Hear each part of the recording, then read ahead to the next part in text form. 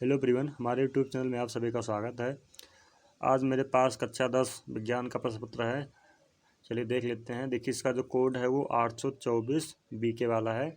इसमें देखिए पहले इसमें क्या था, इसमें समय वगैरह दिया गया था और फिर थोड़ा सा निर्देश दिया गया था कि यह जो प्रश्न पत्र है वो 3 खंडों का खा गा में विभाजित है। और इसमें फिर कह रहा है कि प्रत्येक खंड का जो पहला प्रश्न है वो बहुविकल्पीय है, जिसमें 4 विकल्प दिए हैं, मतलब ये बहुविकल्पीय था। फिर देखिए इसी में है प्रत्येक खंड के सभी प्रश्न एक साथ ही करना अनिवार्य था। और फिर क्या था, प्रत्येक खंड नए पृष्ठ से प्रारंभ किया जाए। इसके बाद चलिए प्रश्न देख लेते हैं। थोड़ा सा और निर्देश इधर है। फिर देखिए सबसे पहला प्रश्न जो दिया गया था उसमें कह रहा था कि 20 सेंटीमीटर दूरी वाले उत्तल दर्पण के सामने 20 सेंटीमीटर की दूरी पर स्थित वस्तु का प्रतिबिंब बनता है। मतलब इसमें क्या था, हमारे पास एक उत्तल दर्पण था, ठीक है। उत्तल दर्पण में हमको क्या क्या दिया गया था, हमको उसकी फोकस दूरी दी गई थी और वस्तु की दूरी दी गई थी। मतलब कि हम इसमें लिख सकते हैं कि इसमें जो है हमको एफ का मान दिया गया था, जो कि कितना है 20 सेंटीमीटर।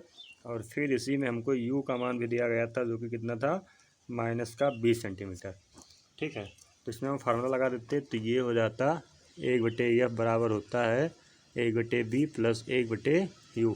जो इसका मान रखा जाता, देखिए एफ का मान था 20 B और U का मान हो जाता है यहाँ -20 सेंटीमीटर। फिर देखिए हमको B का मान निकालना था, क्योंकि इसमें क्या कहा है, इसमें कह रहा है कि वस्तु का प्रतिबिंब बनता है। मतलब वस्तु का जो प्रतिबिंब बनेगा वो कहाँ बनेगा, यानी B का मान बताना है। तो अगर हम यहाँ से B का मान देखते तो 1/B बराबर क्या हो जाता, ये हो जाता 1/20 और ये अगर इधर आता तो प्लस में हो जाता 1/20।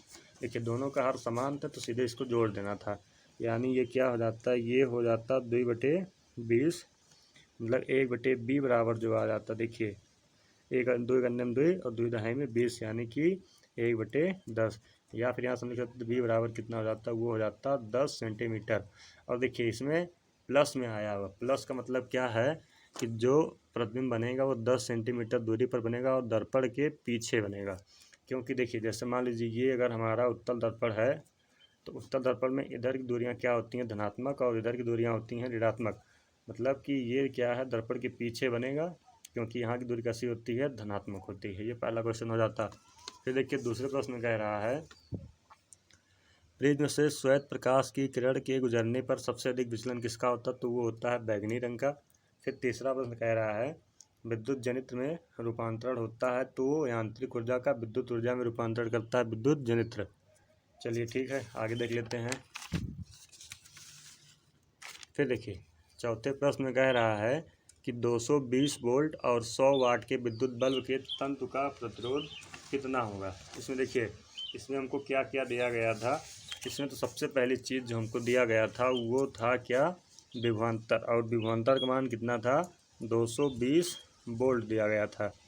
फिर देखिए इसमें फिर हमको दिया गया था इसका पावर, यानी कि शक्ति दिया गया था P बराबर कितना, 100 वाट का। चलिए देखिए हमको एक फार्मूला पता है कि जो शक्ति होता है, यानी कि P बराबर क्या होता है, P बराबर होता है B × I। यहाँ से जब हम ये फार्मूला लगा देते, देखिए B का मान कितना है, B का मान है 220 और I का मान हमको नहीं पता है, P का मान हमको पता है कितना, 100 × में कर देते I। यहाँ से देखिए I बराबर क्या हो जाता, I बराबर हो जाता 100/220। फिर देखिए और आगे जब करेंगे तो ये क्या हो जाएगा, यहाँ से ये हो जाएगा, ये 0 कट जाएगा, यानी I बराबर आ गया 10/22। अगर 2 से दोनों को काट दिया जाए तो ये हो जाएगा 5/11। ये हमारा हो जाता किसका मान, ये हमारा हो जाता I का मान। इसके बाद देखिए हमको इसमें बताना क्या है, हमको प्रश्न में बताना है बल्ब के तंतु का प्रतिरोध। तो इसको जब हम और आगे सॉल्व करेंगे तो क्या हो जाएगा, हम इसमें आगे लिखेंगे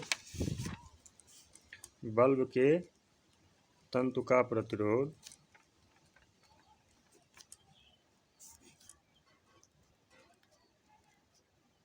देखिए R बराबर क्या होता है, R बराबर जो होता है वो होता है क्या, R बराबर होता है B × I, या B/I। तो R बराबर हम लिख देंगे B/I आई देखिए बी का मान कितना था, बी का मान यहाँ से है 220 वोल्ट। और फिर देखिए आई का मान कितना है, आई का मान है कितना 5/11। इसको थोड़ा सा और अगर मैं अच्छे से लिखूं तो हम इसको लिख सकते हैं 220 और बटे में 1 और पूरे के बटे में 5/11।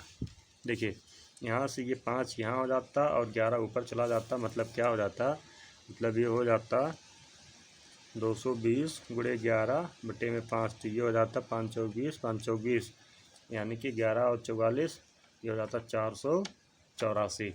और प्रतिरोध था तो ये हो जाता 484 ओम, यानी कि ऑप्शन नंबर हमारा दूसरा हो जाता सही। इसके बाद फिर देखिए, फिर आगे देखेंगे तो ये उसी का सब इंग्लिश वर्जन है। नीचे फिर दूसरा प्रश्न दिया गया था और दूसरे का जो पहला प्रश्न था वो क्या था, अवतल दर्पण के किन्हीं दो उपयोगों का वर्णन करना था। तो हमको पता है कि जो अवतल दर्पण होता है उसका उपयोग कहाँ कहाँ किया जाता है।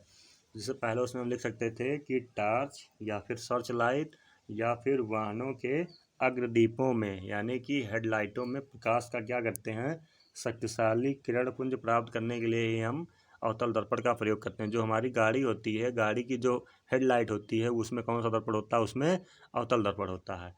और फिर हम दूसरा इसमें लिख सकते थे कि चेहरे का बड़ा प्रतिबिंब प्राप्त करने के लिए, जैसे कि देखिए जब हम लोग शेविंग वगैरह करते हैं तो चेहरे को बड़ा देखने के लिए भी हम अवतल दर्पण का ही उपयोग करते हैं। फिर इसमें जो अगला प्रश्न था वो था दीर्घ दृष्टि दोष, यानी कि वही दूर दृष्टि दोष क्या है, ठीक है। जिसमें दूर दृष्टि दोष क्या हो जाएगा, देखिए ऐसा दोष जिसमें मनुष्य को क्या होता है, मनुष्य को दूर की वस्तुएं तो स्पष्ट दिखाई देती हैं परंतु पास की वस्तुएं स्पष्ट दिखाई नहीं देती हैं। फिर इसी में था कि इसका निवारण कैसे करते हैं, तो इसका निवारण करने के लिए हम उचित फोकस दूरी के उत्तल लेंस का प्रयोग करते हैं। इतना लिखने के बाद आपको 2 नंबर बहुत आराम से मिल जाता। फिर आगे देखिए अगला प्रश्न क्या है। अगला जो प्रश्न इसमें दिया गया है तीसरा, इसमें कह रहा है कि उत्तल लेंस द्वारा आवर्धित प्रतिबिंब बनने की क्रिया का किरण आरेख में दर्शाइए। देखिए हमको इसमें बताना था कि जो उत्तल लेंस होता है उससे जो वस्तु का प्रतिबिंब होता है वो आवर्धित मतलब बड़ा कब बनता है।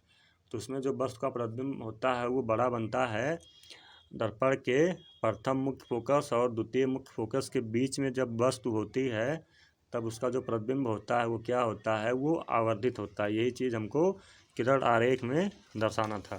फिर देखिए तीसरा प्रश्न है, तीसरे में कह रहा है, ये थोड़ा सा हमारा न्यूमेरिकल टाइप का है। इसमें कह रहा है 2 ओम 3 ओम और 4 ओम के प्रतिरोधों को समांतर क्रम में जोड़ा जाता है। इस संयोजन को 24 वोल्ट की बैटरी से जोड़ा जाता है। बैटरी से संयोजन में प्रवाहित धारा की गणना कीजिए। तो सबसे पहले हमको क्या करना है, चलिए इसको थोड़ा देख लेते हैं। सबसे पहले हम क्या करेंगे, हमको जो चीज़ दिया गया है उसको लिख लेते हैं। देखिए इसमें हमको 3 प्रतिरोध दिए गए हैं और तीनों कौन कौन से हैं। देखिए R1 का मान इसमें कितना है, वो है 2 ओम। फिर आगे R2 का मान कितना है, R2 का मान 3 ओम है। और फिर R3 का मान जो दिया गया है वो 4 ओम दिया गया था। और इसको किस में करना था, इसको समांतर क्रम में करना था। तो समांतर क्रम का जो तुल्य प्रतिरोध होता है वो होता है 1/R बराबर 1/R1 प्लस 1/R2 प्लस में 1/R3। अब देखिए R1 का मान हो जाएगा 2, R2 का मान हो जाएगा 3 और R3 का मान हो जाएगा 4। सभी का जब एलसीएम निकालेंगे तो ये हो जाएगा 12, 2 से करेंगे 12 में भाग तो ये हो जाएगा 6, ये 4 और ये 3, यानी कि आ गया ये 13/12। यहाँ से जब हम R बराबर निकालते हैं तो ये हो जाता 12/13 ओम।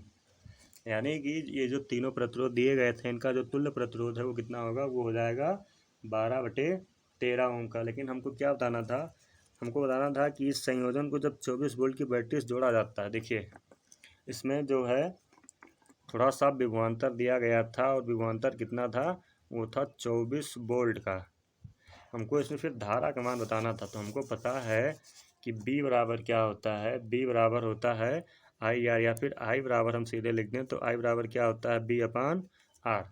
अब देखिए I का मान कितना हो जाता, B का मान है 24 और देखिए बटे हम 1 कर सकते हैं और R का मान कितना था 12/13। तो ये इसका इधर गुणा और सबसे नीचे वाले गुणा हो जाता सबसे ऊपर। तो इसी को हम लिख सकते थे 24 और देखिए 12 करने में ये हो जाता कितना 12 और 13 जो है वो 13 चला जाता ऊपर। देखिए हम इसको लिख सकते हैं क्या, 24 गुणे 13 बटे में 12, ये यहाँ से कट जाता और आ जाता 13 दूनी 26, यानी कि जो आई का मान था वो हो जाता 26 एम्पियर। यानी कि इस परिपथ में कितना धारा बहता है, इस संयोजन में हमको धारा का मान कितना आ जाता, वो आ जाता 26 एम्पियर। देखिए अथवा में क्या था, अथवा में था 4 ओम प्रतिरोधक से प्रति सेकंड 100 जूल ऊष्मा उत्पन्न हो रही है, प्रतिरोधक के सिरों के बीच विभवांतर ज्ञात कीजिए। मतलब इसमें क्या था, अगर आपने तीसरे का पहला कर लिया था तो आपको ये अथवा वाला नहीं करना था, लेकिन अगर जिसने नहीं किया उसके लिए बता दें। इसमें देखिए इसमें क्या था, इसमें हमको सबसे पहले प्रतिरोध का मान दिया गया था आर का मान, यानी कितना था, वो था 4 ओम। फिर इसमें हमको ऊष्मा का मान दिया गया था एच बराबर, और वो कितना था, वो था 100 जूल। और इसमें टाइम भी दिया गया, कह रहा प्रति सेकंड, यानी टाइम कितना है, 1 सेकंड है। अब देखिए इसमें हमको निकालना क्या है, हमको प्रतिरोधों के सिरों के बीच विभवांतर, यानी कि हमको इसमें बी का मान निकालना था। देखिए हमको एक फार्मूला पता है, वो क्या होता है, वो होता है एच बराबर आई स्क्वायर आर टी। ठीक है, तो पहले हम यहाँ से क्या निकालेंगे, पहले हम यहाँ से आई निकालेंगे। तो देखिए हमको पता ये भी है कि बी बराबर आई आर होता है, तो अगर हम आई निकाल लेंगे तो आर हमको पता, हम बी का मान निकाल सकते हैं। फिर देखिए यहाँ से आई स्क्वायर बराबर क्या हो जाता, तो वो हो जाता है एच अपान आर टी। या फिर अगर हमको सिर्फ आई की वैल्यू निकालनी होती तो ये हो जाता क्या, ये हो जाता एच अपान आर टी, और ये हो जाता अंडर रूट में। ठीक है, अब सबका मान रख देते हैं। यस का मान देखिए 100 था, और आर का मान हमारा 4 था, टी का मान 1 था, यानी ये हो जाता कितना, 100/4 का मतलब हो जाता कितना, ये हो जाता अंडर रूट में 25, यानी 25 चौका 100। आई का मान आ जाता है यहाँ से 5 एम्पियर। अब देखिए हमको क्या निकालना, हमको बी का मान निकालना। तो हमको पता है कि बी बराबर क्या होता है, बी बराबर होता है आई आर। अब देखिए आई का मान आ गया 5 और आर का मान कितना है, वो था 4, यानी विभवांतर कितना हो जाता, विभवांतर हो जाता 20 वोल्ट का, ये हमारा हो जाता। फिर देखिए यहाँ से क्या हो गया है, फिर आगे आ गया है प्रकाश के परावर्तन के नियम लिखिए। तो आई होप कि सबको पता ही होगा, जिन्होंने अच्छे थोड़ा सा पढ़ा होगा, कि प्रकाश के परावर्तन के 2 नियम है, आपको दोनों आराम से लिख देना है। इसमें थोड़ा सा एक न्यूमेरिकल भी था, आप वो भी बहुत आसानी से कर सकते थे, या फिर अगर आप वो नहीं करना चाहते थे तो इसमें दूसरा प्रश्न था अथवा में, आप वो भी कर सकते थे। चलिए उसके बाद आगे देख लेते हैं, आगे क्या है। फिर देखिए आगे जो दिया गया था चौथे प्रश्न में, वो था विद्युत मोटर का नामांकित आरेख बनाना था और इसका सिद्धांत भी बनाना था। और फिर या फिर अथवा में आप क्या कर सकते थे, अथवा में आप कर सकते विद्युत चुम्बकीय प्रेरण की घटना। जिन्होंने थोड़ा सा अच्छे से पढ़ा होगा उसको पता होगा, सभी बताते हैं कि विद्युत मोटर बहुत ही ज़्यादा महत्वपूर्ण चीज़ है। फिर आ जाते हैं केमिस्ट्री वाले पोर्शन में। देखिए केमिस्ट्री में सबसे पहले क्या है, सबसे पहले कह रहा है प्रोपेनॉल। इसका हमको नाम मतलब नाम दिया गया था, सूत्र बताना था। देखिए यहाँ प्रोपेनॉल कह रहा है, प्रोप का मतलब होता है जब 3 कार्बन होता है। ठीक है, तो हमको सबसे पहले यही देखना था कि 3 कार्बन, मतलब पहला ऑप्शन तो ऐसे ही कर जाता, तो यहाँ 3 कार्बन था। फिर इसमें देखिए क्या था, प्रोपेनॉल था, तो हमको पता है एल्केन का सूत्र क्या होता है, वो होता है CnH2n प्लस का 2, यानी 3 कार्बन है तो 3 दूनी 6 2 8, 8 हाइड्रोजन होना चाहिए। तो 8 हाइड्रोजन कहाँ पे था, 7 1 और 1 ये 8, 8 हाइड्रोजन सिर्फ इसी में था, मतलब दूसरा ऑप्शन हमारा। फिर देखिए अगला प्रश्न क्या था, अगला प्रश्न है अधातु, इनमें से कौन से धातु है, तो इनमें से जो अधातु हो जाएगा वो हो जाएगा फ्लोरीन। इन्होंने शायद पोटेशियम लगा दिया, जो कि पोटेशियम क्या है, एक धातु है, जबकि फ्लोरीन क्या है, एक अधातु। तो इसमें ऑप्शन हमारा दूसरा सही हो जाएगा। फिर है ठंडे जल से हाइड्रोजन गैस बनाती है, तो ये हो जाएगा सोडियम, ये हमारा एकदम सही है। फिर देखिए आगे का जो प्रश्न है वो देख लेते हैं। देखिए आगे जो पहला प्रश्न दिया गया था वो था प्लास्टर ऑफ पेरिस बनाने की विधि एवं उपयोग लिखिए। तो इसमें हम लिख सकते थे कि जब जिप्सम को 373 केल्विन ताप पर गर्म किया जाता है तो यह जल के अणुओं का त्याग करके कैल्शियम सल्फेट हेमीहाइड्रेट यानी कि क्या, प्लास्टर ऑफ पेरिस बना लेता है। इसका उपयोग लिखना था, तो उपयोग में हम लिख सकते थे क्या, कि डॉक्टर टूटी हुई हड्डियों को जोड़ने में इसका उपयोग करता है, और फिर खिलौने याद बनाने में भी इसका उपयोग किया जाता है। फिर ऐसे दूसरा जो प्रश्न था वो था रेडॉक्स अपक्रिया। तो रेडॉक्स अपक्रिया का मतलब हो गया ऐसी अपक्रिया जिसमें एक अभिकारक उच्चयित हो तथा दूसरा अभिकारक क्या हो, अपचयित हो, उसको कहा जाता है रेडॉक्स अपक्रिया। हमको क्या करना था, हमको इसका एक उदाहरण भी देना था। देखिए उदाहरण में हम क्या लिख सकते थे, उदाहरण में हम लिख सकते थे कॉपर ऑक्साइड, और इसका हम अपक्रिया करा देते हाइड्रोजन के साथ, तो यहाँ से हमको क्या मिल जाता कापर और जल। इसमें देखिए कापर ऑक्साइड से हमको कापर बना, यानी कि ऑक्सीजन का ह्रास हुआ है, तो हम कह सकते हैं कापर ऑक्साइड का यहाँ पे अपचयन हुआ। और हाइड्रोजन में हमको जल जुड़, मतलब ये जल बना है, मतलब ऑक्सीजन का योग हुआ है, तो यहाँ हम कह सकते थे कि हाइड्रोजन का क्या हुआ है, ऑक्सीकरण हुआ है।